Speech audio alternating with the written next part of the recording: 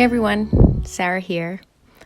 I'm here setting up my 2020 bullet journal, so my core values spread.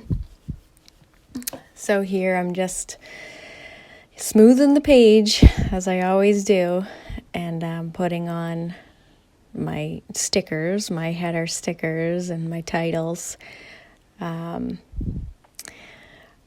I don't know, guys. I like to put these in here because I like how it looks and it makes me want to go back to it. So that's basically the why I do all this. So these stickers are available in my shop. They are gray. They do look a little purple in the video, but just kind of setting up my core values, and I cut all me penciling that in because I figured that would have been torturous for you.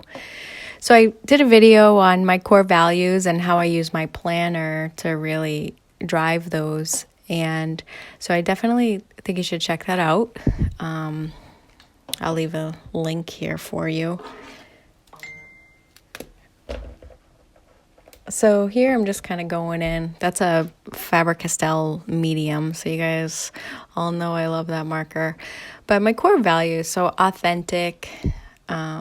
So really that just goes back to being Sarah, be lighthearted, be effective, do what's right, not easy, live your eulogy, not your resume.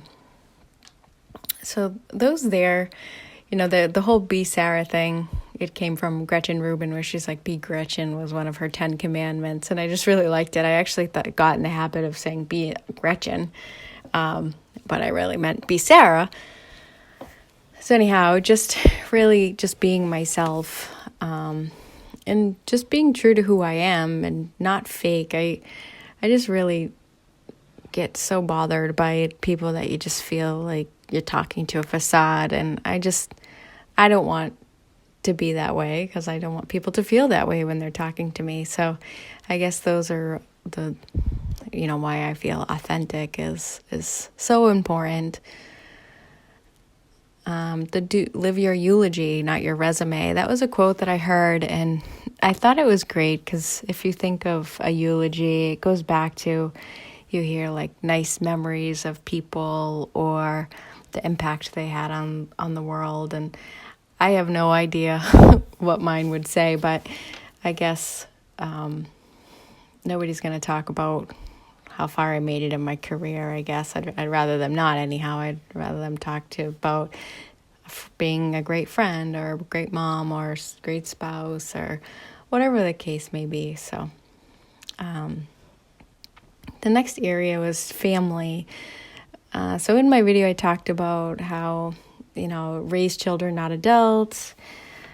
Raise adults, not children. Be trustworthy. So, trustworthy of your family.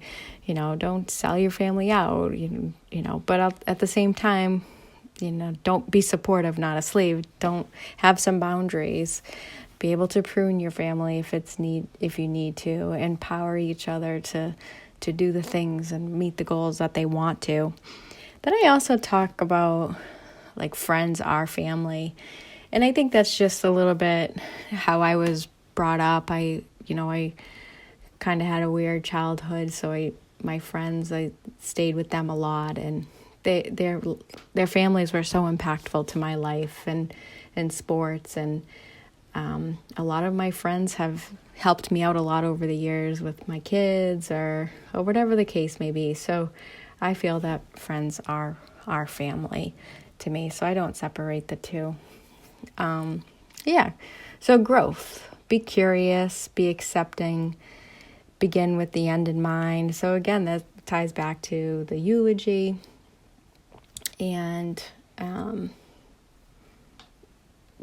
live to what you want your life to look like. So they always say what you do every day matters more than what you do once in a while. So if you want to be this huge thing, or then you got to do the daily work to get there. You got to make that daily progress, I guess.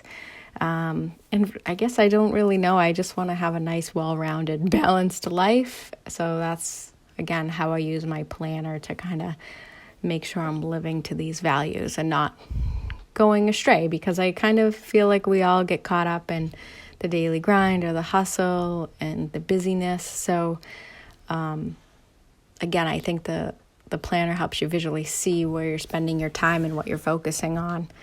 So that's why I really like it. So balanced. This is just, do not glorify busyness.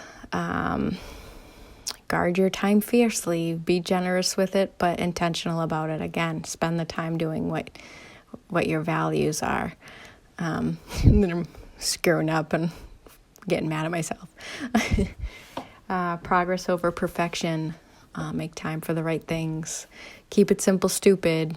Don't overcomplicate your life if you can avoid it, like the drama.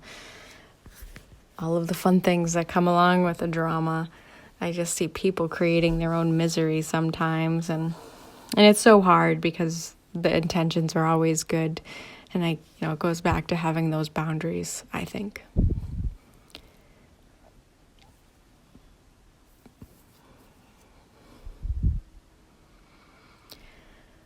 And then health. So I talked a little bit about this. So food, again, it's not about being meticulous. It's just about being happy and kind of proud of yourself and how you're managing your fitness or your self-control or food, or basically self-care. Mental health is health. So you guys probably see I do a lot of pink in my planner. So whenever I use a pink sticker, that's what I'm considering towards self-care. So if I'm getting coffee with my friends, that's self-care to me. I mean, my friends definitely help me kind of work through and process different things. And again, I really can't express enough how I feel. I read it somewhere that a woman needs friends of all different generations, some ahead of her, some behind her. And I cannot tell you how much I agree with that. I think I have some friends that are older than me, and I see them with their grandkids and their adult children, and I see how wonderful they are. And I see, I have teenage children, and I have friends with college children, and I see what they went through, and it helps me understand, like, I'm not nuts and I'm not going crazy, or, how to manage different things, and you're not alone as a woman.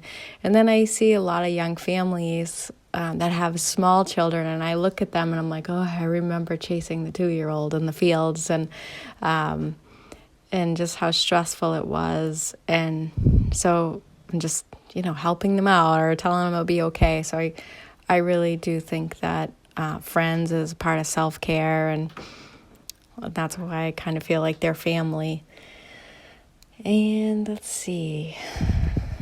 So now I'm just erasing all the pencil because you guys all know that I'm not the best speller. I probably misspelled a bunch of things, including some of my thumbnails. So don't judge.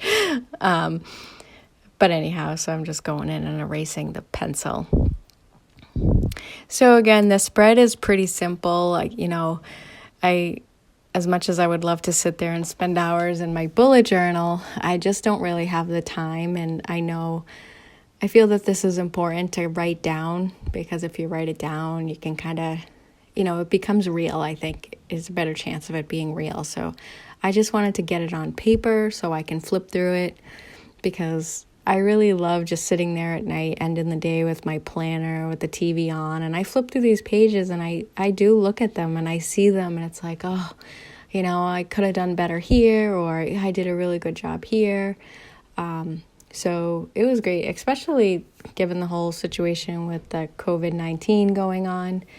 I think health is obviously very important, and we have a lot of time being quarantined in our houses right now, to make time with kids and family, and even if you're FaceTiming your friends. So I have not done that yet, but I do want to. I think it would be fun to do that. So I'm just erasing everything. Those stupid little pencil eraser things drive me crazy. So I'm at 23 bags, everyone, for my 40 bag challenge for March. And I have to tell you, I'm so already feeling like a load has been lifted.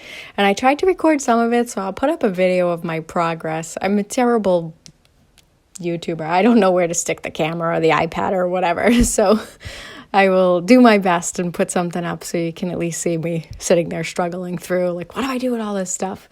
But yeah, so 23 bags. So I'm really excited about that.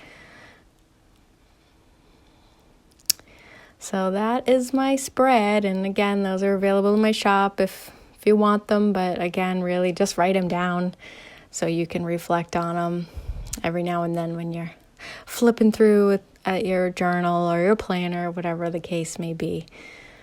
So everyone, take care and, stay healthy. Wash your hands, everyone.